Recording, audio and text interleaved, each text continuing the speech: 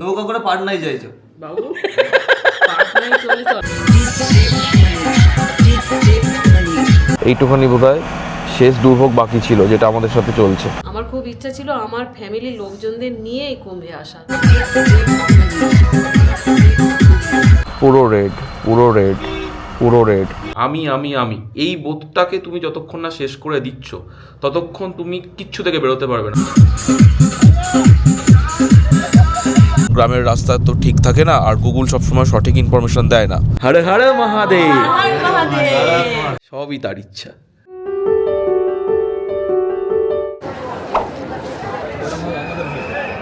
Class 5 থেকে ট্রেনে একা যাতায়াত, তখন ছিল 10 বগির ট্রেন। আর স্কুল থেকে ফিরতাম ট্রেনে প্রায় ঝুলন্ত অবস্থায়, 1 ঘন্টা অন্তর ট্রেন, তাই কখনো ট্রেন আমার সেভাবে মিস হয়নি। কিন্তু আজ মানে সারাটা জীবন স্মৃতিতে থেকে যাবে। যে রিজার্ভেশন করা, তাও এসিতে, চোখের সামনে জানালা দিয়ে দেখছি যে নিজের সিটে অন্য লোক বসে রয়েছে, অথচ ট্রেনে কোনো মতে ঠেলে ঠুলে একটা পাও দিতে পারলাম না। এগিয়ে চললো ঘড়ির কাঁটা, সাথে পাল্লা দিয়ে বাড়তে থাকলো মাথায় টেনশনের চাপ আর বুকে ভয়। এতগুলো মানুষ এখন এই রাতে যাবো তো যাবো কোথায়? কারণ এ যা পরিস্থিতি, তাতে এখানকার ওয়েটিং রুমে থাকাও বেকার, কারণ হাওড়াগামী কোনো ট্রেনে অন্তত আর এখান থেকে ওঠা সম্ভব নয়। বিভূতি এক্সপ্রেসে কোনো মতেই উঠতে পারিনি, প্রচণ্ড ক্রাউড, সেটা তোমরা নিজেরাই দেখেছো। এখন আপাতত কি ব্যবস্থা করা হয়েছে জানি না, মানে ও কি ব্যবস্থা করেছে এখন জানি না। বাইরে গিয়ে মেবি একটা বাইপাসে যাওয়া হবে হয়তো, ওখান দিয়ে কলকাতার বাস ধরতে হবে। মানে বাসে যাব না বলেই এত কিছু করে তৎকালে টিকিট কাটা হয়েছিল, কিন্তু এখন সেই বাসে আমাদেরকে ধরতে হচ্ছে। ডিডিইউ থেকে এখন গন্তব্য মোহনছড়াই বাইপাস, কারণ যে রেড বাস বুক করা হয়েছে সেটা ওখান থেকেই আমাদেরকে পিক করবে। ভাড়া পড়লো পার হেড 3200 টাকা করে। দেখা যাক এই 30 কিলোমিটার রাস্তা ঘন্টা দেড়েকের মধ্যে আমরা কভার করতে পারি কিনা। বাজে ঘড়ি রাত 10:30, জায়গাটা পুরো শুনশান, শুধু হাতে গোনা কয়েকটা লোক, আর গাড়িগুলো গায়ের পাশ থেকে শাঁ করে বেরিয়ে যাচ্ছে। পরিস্থিতি যেমনই আসুক, সেটা হাসি মুখে মেনে নিয়ে এগিয়ে যেতে হয়। আর তাই আমরা এখন রাস্তায় বসে ঠকঠক করে কাঁপছি আর অপেক্ষা করছি আমাদের লাল বাসের। ঠান্ডায় না বাবা কাঁপছে, জানি না কেমন। রাতের কথা বলছি, তখন তো কিছু একটা মুখ চালাতে হবে। কি নিয়েছ? চানাচুর নিয়েছি, ডালমুট নিয়েছি, আর ভুজিয়া নিয়েছি, ঠিক আছে, আর একটা মশলা মুড়ি টাইপের মুড়ি নিয়েছি, আর বিস্কুট 4 প্যাকেট বিস্কুট। খাওয়া দাওয়ার গপ্পটা আপাতত থামাতে হলো, কারণ অল্প কথা হলো। গাড়ি রেড বাস বুক করেছেন তো? হ্যাঁ তো ক্যান্সেল হয়ে গেছে বলছে গাড়ি। হ্যাঁ, এই তো বললো। দুর্ভাগ্য। বাজে ঘড়ি রাত 11:30। আচ্ছা, আমাকে একটা কথা বলবে যে ভগবান আর কি ভাবে আমাদেরকে পরীক্ষা নেবে না? মানে এত রাত্রে এই বাইপাস থেকে আমরা যাব কোথায়? সবটাই তোমাদেরকে বলবো, তবে এখানে নয়, কারণ জায়গাটা ভীষণ নির্জন, আর তাই রিস্ক না নিয়ে আমরা সমস্ত ফোন আর গ্যাজেটগুলো ব্যাগে ভরে নিলাম। সিট 3 টায়ার, আমরা জানলা দিয়ে দেখছি আমাদের সিটে 5-6 জন করে বসে আছে। তো কি করব, বাড়ি যাব কিভাবে? তুমি একটা বুদ্ধি দাও। মানে বিহারের ওপর দিয়ে যে ট্রেন যাচ্ছে পুরো প্যাকড আপ করে দিচ্ছে, বুঝতে পারলে? দীনদয়াল উপাধ্যায় বা যে তুমি উঠতে পারোনি, সেটা কি গেটেই লোক ভিড় দাঁড়িয়ে আছে? হ্যাঁ, গেটেই ভিড়, ঢোকার জায়গাই দেয়নি। 14,000 টাকা দিয়ে 15,000 টাকা দিয়ে বাস বুক করেছি, তার 1 ঘন্টা পরে বাস জানাচ্ছে যে ক্যান্সেল। আগে হ্যাঁ, ভগবানের কৃপায় ওই রাতেই আমরা পেয়ে যাই আরেকটা অটো, যাতে করে আমরা চলে আসি বেনারসে আমাদের পুরনো আস্তানাতে। বাট কেন আমরা এতটা ব্যাক করে আবারও এই জায়গাতেই ফিরে এলাম, তারও পেছনে একটা গপ্প আছে, যেটা তোমাদেরকে আমি পরে শোনাচ্ছি। কি বলছিস? আমি সারাদিন রুমে শুয়ে থাকবো, তারপর এখানে আমি সমাধি নেব। বাহ, কারণ কোথাও যাওয়ার তো অপশন নেই। ট্রেনের টিকিট কাটলে সে উঠতে পারি না, বাসের টিকিট কাটলে সে টাকা নিয়ে ক্যান্সেল করতে। একমাত্র একটাই পথ, নদী পথ, সাঁতার কেটে কেটে যদি বাড়ি ফিরতে পারি। রিজু বলছে আমার সারা শরীরে এবার অমৃত রঞ্জন করতে হবে। কোথায় যে লাগায় একটুখানি দেখ। অমৃত রঞ্জন, অমৃত রঞ্জন। মানে কাল রাত থেকে যেদিন মহাকুম্ভে এসছি সেই দিন থেকে তো হচ্ছে আমাদের সঙ্গে, সে মানে টু মাচ। আর তার আরেকবার গিয়ে ডুব মেরে আসতাম। ঠিক বলেছিস, আরেকবার গিয়ে বরং মহাকুম্ভে ডুব দিয়ে আসলে যদি যেটুকু বাকি আছে সেটুকু হয় আর কি, এরকমটা ব্যাপার। বেনারসে লোকে আসার জন্য দর পায়, সেটাই। আসার সুযোগ হয় না। আমরা এমন এসে ফেসে গেছি, মনে হচ্ছে এখান থেকে কবে বাড়ি যেতে পারবো। কি ভাই, টাকা খসছে জলের মতো। সারাদিন অটোই চড়ে যাচ্ছি, অটো চড়ে চড়ে রাত 1টা-2টো নাগাদ এখানে এসে পৌঁছেছি। বাইপাসের উপরে আমি আর মা দুজনে প্লাস্টিক পেতে বসে রয়েছি, আর একজন সারাক্ষণ ফোনই স্ক্রল করে যাচ্ছে কিছু বাস অ্যাভেল করা যায় কিনা। আর গাড়ির যা টাকা বলছে সেটা তো মানে আকাশ ছোঁয়া, 40,000 50,000 যে যার মতো লুটে নিচ্ছে, সুযোগের সদ্ব্যবহার যাকে বলে। এখন আমরা সবাই আপাতত এখানে আছি। বাপি এখন কি গাড়ির সন্ধানে বা খাবারের খোঁজে গিয়েছে আমরা জানি না। চলো আর লাইফে আর কি কি বাকি আছে এই জার্নিতে অন্তত সেটাও তোমাদের সাথে শেয়ার করব। ওই যে বললাম, পরিস্থিতি যেমনই হোক মুখে হাসি থাকা চাই মাস্ট। আপাতত এখন সবাই প্ল্যান দিচ্ছে যে বাড়ি পৌঁছানো যাবে তো যাবে কিভাবে। নৌকা করে পাটনায় যাইছো, ওখান থেকে ট্রেন ধরবো। এখন কথা হচ্ছে গাড়ি কেনার, বলছে একটা সেকেন্ড হ্যান্ড গাড়ি কিনবো। আমি তো হালকা গাড়ি চালানো শিখেছিলাম, গাড়িটা ঠুকতে ঠুকতে নিয়ে যাব কলকাতা অবধি, তারপর মাঝ রাস্তায় গিয়ে গাড়িটা আগুন দাঁড়িয়ে দেবো।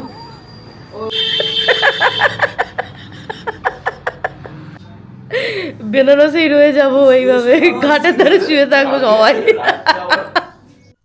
বাপি গঙ্গার পাড়ে থেকে বসেছিল মনের দুঃখে, এখন বাপি নিয়ে এসছে আমাদের জন্য ধোসা। মনের দুঃখে বসে বসে এখন সবাই মিলে ধোসা খাবো।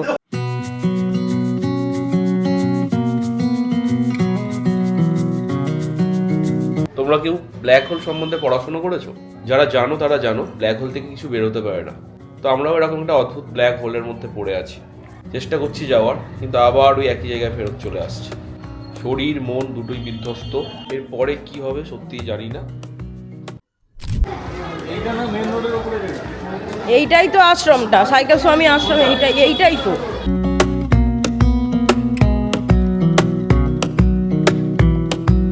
কালকে থেকে আমাদের সাথে এত খারাপ জিনিস হয়েছে, আমাদের ভেতরের যে কনফিডেন্স সেটা পুরো ধূলিসাৎ হয়ে গিয়েছে। তো আমি ভাবলাম, আচ্ছা কনফিডেন্স যখন ভেতর থেকে চলেই গিয়েছে, তখন একটা যদি সেন্ট্রিফিউগাল ফোর্স অ্যাপ্লাই করা যায় কেমন হয়। তো সেই সেন্ট্রিফিউগাল ফোর্সটা কি সেটাই আবার দেখায়।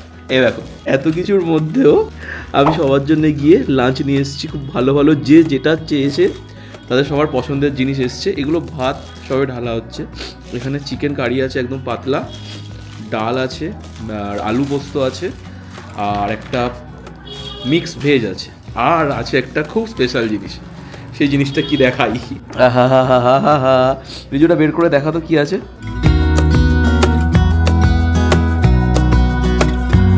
মাঝে মাঝে জীবনে এরকম পাগলামো করাটা দরকার, না হলে ওই ম্যাড়ম্যাড়ে হয়ে থাকে জীবন।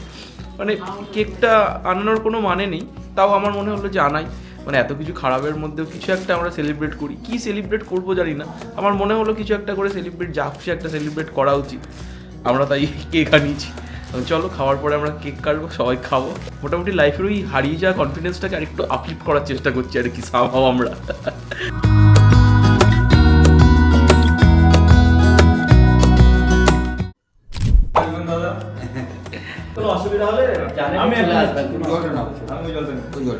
দাদা আসছি সাবধানে। একদম আমি বুঝতে পেরেছি, একদম। সত্যি দাদা একজন অসাধারণ মনের মানুষ। পুরো বাড়িটাই এই কদিন আমাদের দখলে ছিল। দুদণ্ডও মনে হয়নি যে আমরা অন্য কোথাও আছি। আর এখন আপাতত আমরা আবারও শেষবারের মতো বেনারসের গলি দিয়ে হাঁটি হাঁটি পা করে চলে এলাম মেন রাস্তায়।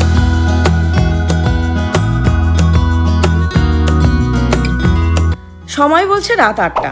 কাল সকাল 8:10 পাটনা জংশন থেকে আমাদের হাওড়া যাওয়ার ট্রেন রয়েছে। আর সেই ট্রেন জার্নি নিয়ে আমি কিন্তু ভীষণ এক্সাইটেড। জীবনে প্রথমবার আমি সেই ট্রেন চড়তে চলেছি। আর আমি চাই যে তোমরাও প্লিজ আমার সাথে থাকো।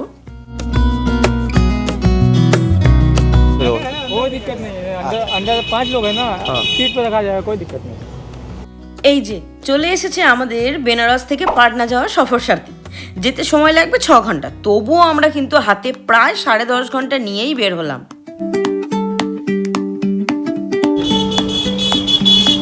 পিছনে কে বসবে? বাপি, বাপি পিছনে বসবে, পিছনে এদিক থেকে চলে এসো। यहाँ पे बैठ जाइए, 3 लोग, 1 लोग आगे बैठ जाइए, हो गया। ওকে, তো ফাইনালি আমরা বেনারস থেকে গাড়িতে বসে পড়েছি, আমাদের ড্রাইভার গাড়ি নিয়ে চলে এসেছে। এবার আমাদের next stop Patna, and then আমরা প্রথমবারের জন্য চড়বো বন্দে ভারত। আই গেস কেউ চড়িনি তো আমরা এখনো বন্দে ভারতে। চলো, তো আমরা সবাই খুব এক্সাইটেড, দেখা যাক পাটনা যেতে যেতে কিছু যদি সেন্টিন তোলা যায়। বেনারসের আস্তানা ছাড়িয়ে আমাদের গাড়ি এগিয়ে চললো তার গন্তব্যের দিকে। ফ্লাইওভার দিয়ে যাওয়ার সময় চোখটা না জাস্ট ধাঁধিয়ে গেল এটা দেখে। দূরে যে লাইটের মেলা দেখতে পাচ্ছ, ওগুলোই হচ্ছে বেনারসের ঘাট। তবে আমার প্যান্থারও কিন্তু হার মেনে নিল, কারণ আমি নিজের চোখে যেটা দেখছি সেটা ও বোধহয় অতটা ক্লিয়ার করেও দেখতে পাচ্ছে না। গাড়িতে করে যেতে যেতে যখনই আমি একটু তন্দ্রা দেবীকে স্মরণ করলাম, তখনই আমার কানে এলো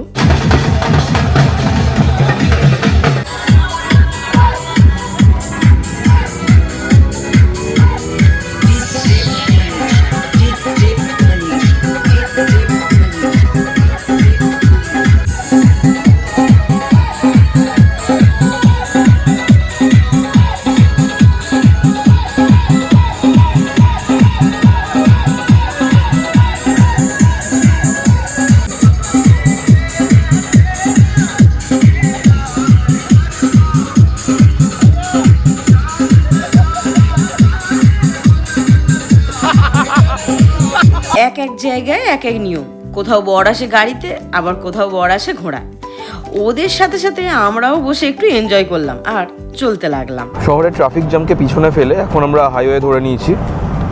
এখন আমরা যাচ্ছি চন্দৌলি, ওখান থেকে স্ট্রেট পাটনা। রাস্তা মাখনের মতো মসৃণ, বিন্দাস গাড়ি এগোচ্ছে।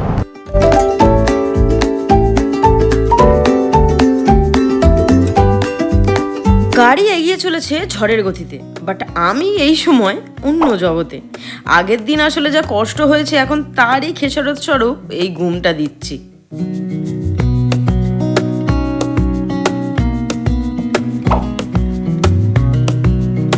It's been 4.5 hours since we are in car. আমাদের গাড়ি বেনারস থেকে ওই 70-75 কিলোমিটার অবধি মুভ করতে পেরেছে। আমরা একটা সাইডে রাস্তা নিয়েছিলাম, কিন্তু ওই যে বিহার কিছুটা গিয়ে দেখলাম ওই রাস্তাটা জলে ভর্তি, তো আমাদের আবার ইউটার্ন মেরে আসতে হলো। ওখানে আমাদের ঘন্টা 2 নষ্ট হলো। এনিওয়ে, যদি সব ঠিকঠাক থাকতো, আমরা যখন গাড়ি উঠেছি আমাদের গাড়ি আমাদের পৌঁছে দিত ওই ভোর 3টে 3:30। আমাদের সকাল 8টায় ট্রেন। এখন দেখো এস্টিমেট অ্যারাইভাল টাইম কটায় দেখাচ্ছে, 7:05। গড নোস কি হবে। এইটুখানি বোধহয় শেষ দুর্ভোগ বাকি ছিল যেটা আমাদের সাথে চলছে। আমি যদি ম্যাপ দেখাই, পুরো রেড, পুরো রেড, পুরো রেড। ভগবান জানেন আমাদের সাথে আর কি লেখা আছে। দুর্ভোগের এখনো বোধহয় শেষ হয়নি।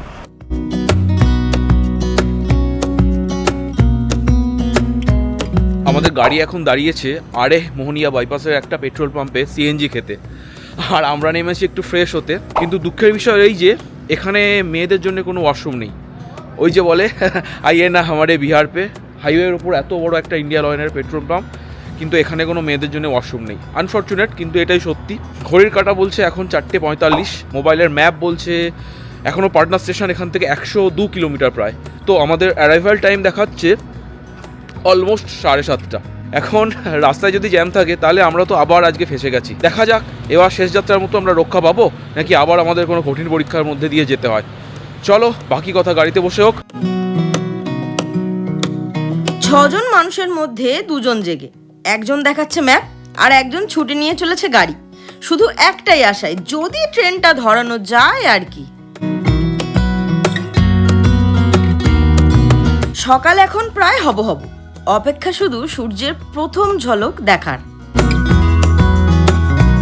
আজ বহুদিন পর আমার এত সকালে ঘুম ভাঙলো, আর চোখ খুলতেই না এই দৃশ্যটা দেখে জাস্ট পিছলে গেলাম।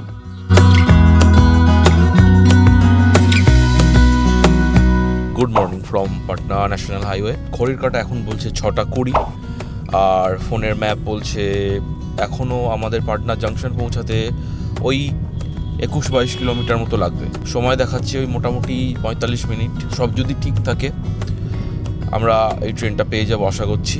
কিন্তু যতক্ষণ না স্টেশনে পৌঁছাচ্ছি ট্রেন ছাড়ার আগে ততক্ষণ একটা টেনশন থেকেই যাচ্ছে, কারণ আমাদের সাথে এই গোটা ট্যুরটা জুড়ে যা যা হয়েছে সেগুলো তোমরা দেখেছো। আমি বারবার এক কথা বলছি, কিন্তু সত্যি মানে আমরা we are very shattered. Actually রাত্রে যেটা হয়েছিল সেটা হলো টোল প্লাজাটার আগে একটা ওই 4 কিলোমিটার অ্যারাউন্ড বিশাল জ্যাম ছিল। তো সেই জন্য আমাদের ড্রাইভার দাদা একটা ডিট্যুর নিয়েছিল, মানে একটা সাইডের রাস্তা গ্রামের মধ্যে থেকে গিয়ে ওই জ্যামটাকে ওভারটেক করে আবার বাইপাসে মিশবে। কিন্তু যা হয় আর কি, এরকম গ্রামের রাস্তা তো ঠিক থাকে না, আর গুগল সবসময় সঠিক ইনফরমেশন দেয় না। তো আমরা ওই রাস্তাতে অলমোস্ট যখন 3 কিলোমিটার গেলাম আর হাইওয়ে আসতে 1 কিলোমিটার বোধহয় বাকি ছিল, তখন দেখলাম যে রাস্তার মাঝখানে যেমন দেখতে পাচ্ছ এরকম ভাঙা আর মাঝখানে জল জমে আছে। তো আমাদের গাড়ি পুরো লোডেড ছিল, আমাদের ড্রাইভার দাদা আর সাহস করে রিস্ক নিলেন না, যেটা আমার এখন মনে হচ্ছে খুব ভালো ডিসিশন। আমাদের এতক্ষণ অ্যাকচুয়ালি পাটনা স্টেশনের রেস্টরুমে বসে রেস্ট নেওয়ার কথা, কিন্তু তার বদলে আমরা গাড়িতে এখনও পাটনা স্টেশনের উদ্দেশ্যে চলেই যাচ্ছি। এখন ওই 21-22 কিলোমিটার, তারপর পাটনা আসবে। গতকাল মনে মনে কত প্ল্যান করেছিলাম যে পাটনা পৌঁছে স্টেশনের কাছে একটু ঘুরু করব, কারণ হাতে 4 ঘন্টা সময় তো থাকবে। বাট কপাল, এখন ট্রেনটা ভালোভাবে পেলে হয়। উফ, শান্তি, কারণ বাজে ঘড়ি সকাল 7:40 আর আমরা এখন পাটনা স্টেশনে। ট্রেন আগে থেকেই স্টেশনে আমাদের অপেক্ষায় ছিল।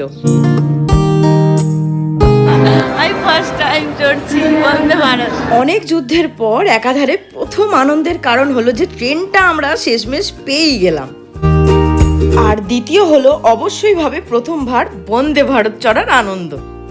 আমরা সবাই খুব এক্সাইটেড, কারণ প্রথমবার বন্দে ভারত চড়তে চলেছি। কারণ বন্দে ভারতের প্রচুর ভিডিও তো আমরা দেখেছি ইউটিউবে, প্রথমবার নিজের চোখে দেখব বন্দে ভারতের ভেতরটা কেমন, তার সব ফেসিলিটিস অল অ্যামিনিটিস কেমন, সব মিলে একটা দারুণ এক্সপিরিয়েন্স হতে চলেছে। I hope. আরেকটা কথা না বললেই নয়, আমাদের যে ইনি ড্রাইভার, তিনি কিন্তু এত হাঙ্গামার পরেও সাংঘাতিক রকমের ভালো চালিয়ে আমাদের বিফোর টাইমে স্টেশনে পৌঁছে দিয়েছে। তো তার জন্য তাকে হ্যাটস অফ। আমি নিচে ড্রাইভারের নাম্বার দিয়ে দেবো, তো তোমরা যারা আসবে বারাণসীতে ঘুরতে বা আশেপাশে অযোধ্যা বা এলাহাবাদে যাবে, তারা নির্দ্বিধায় যোগাযোগ করতে পারো এই দাদার সাথে। তোমরা খুব ভালো করে ওনার সাথে ঘুরতে পারবে। বাকি আমার সামনে এখন তাহলে বন্দে ভারতে চড়ার এক্সপিরিয়েন্স আর সাথে আমাদের সাথে কি স্ক্যাম হলো তা শুনতে হবে তো নাকি? বলছি, তবে সেটা পরের ব্লগে। সবাই খুব খুব খুব ভালো আর সুস্থ থাকো। টাটা।